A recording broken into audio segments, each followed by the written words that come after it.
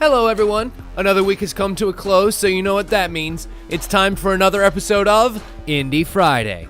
This week we're looking at Nidhogg, an immensely colorful tug-of-war style fencing game. After over 3 years of development by Messhof, the game was officially released January 13th.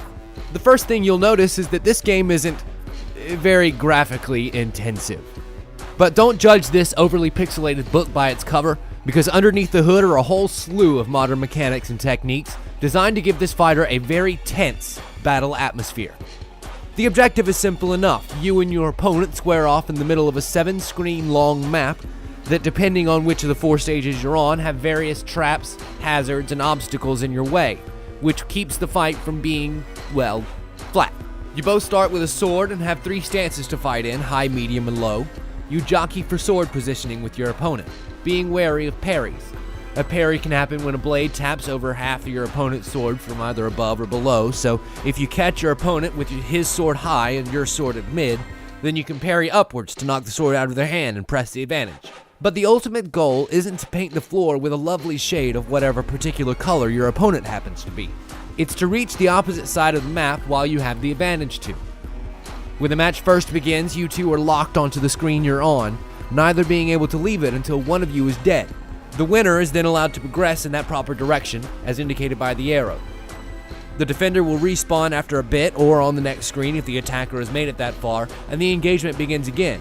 You can use the tip or foible of the blade to nudge your opponent back and forth, feinting attacks this way and that, and you can also try jumping/jump kicking them back in order to gain some sort of advantage. But really, if you can find a way to just keep your momentum and say jump right over them and run past, you can just keep going, as the burden of engagement is on your opponent. But you have to be careful, because if he's in high stance, he can skewer you straight through when you try and jump over. Or if he's in low stance, end you just the same if you try and roll in for a low attack.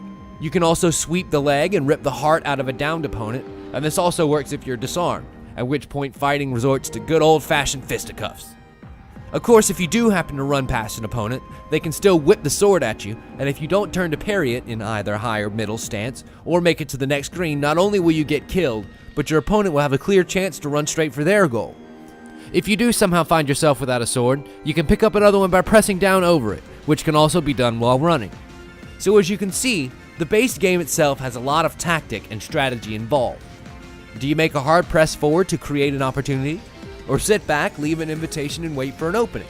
Because mistakes will be made, holes will be falled in, and lives will be ended. But while the mechanics themselves run beautifully, I have to admit, the single-player game is a little lacking, honestly.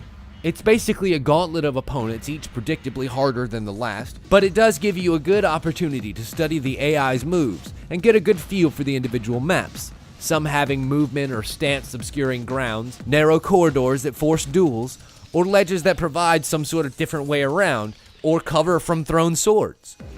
And it's in learning all these map-specific traits that you really get an advantage over your opponent. For example, you learn that sometimes lending a helping hand can be a good thing, taking the high road instead of simply just barreling straight through them, figuring out that the cloud map is great at causing seizures in players, and remembering that both low and middle stances are obscured by the tall grass, but a high stance is clear as day.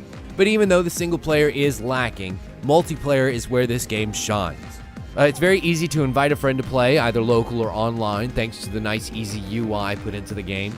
And matches between 2 thinking people often tend to be a little bit more tense and, well, swear-laden than if you were fighting a computer. The tournament mode allows up to 8 players to play locally, handing the controller to the 2 appropriate combatants until a winner is declared. And the rock, paper, scissors aspect of the combat means that it's easy to pick up for new players, but has enough subtleties and complex maneuvers for older ones, despite its graphical stylings. And because of the quick nature of the matches, a game can last anywhere from 30 seconds to up to 10 minutes. The art style is very pretty to look at, and the tense atmosphere created almost demands the shouting and laughing that a good quality multiplayer game needs, which makes it good for the other people watching as well. It moves very fluidly and feels very comfortable, and I think that's one thing I really enjoy about this game the most.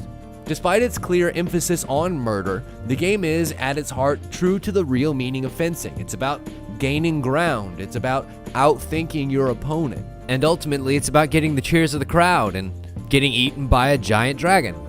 That's right, Nidhogg isn't just a nifty name, it's also a Norse myth about the creature that chews on the corpses of adulterers, oathbreakers, and shock and surprise, murderers. Of course, if you prefer not to think about the metaphors in your game, there are plenty of variants that'll keep things alive, so to speak. For example, activating spine swords makes it so that killing a downed opponent while you are unarmed makes you pull their spine out and use it as your sword. Baby mode makes you only able to move by crawling. Skipping mode makes you skip, and then there's boomerang swords, low gravity, slow, and turbo modes, and so on. The variants, however, are only available in the local multiplayer and tournaments only. An online multiplayer is simply relegated to the default 1 versus 1 style match, which is unfortunate. However, that doesn't stop the game from being a great party game, and it seems like a wonderful future Steambox game, honestly. I can easily imagine 8 people sitting in a room, passing around giant arcade sticks, and enjoying a good night of this game. The music is also very well done by the electronic artist Daedalus, and helps add to the battle atmosphere. It's currently available on their main website and Steam, links for which are in the description, and will be on sale until January 20th, when it will return to its original $15 price point.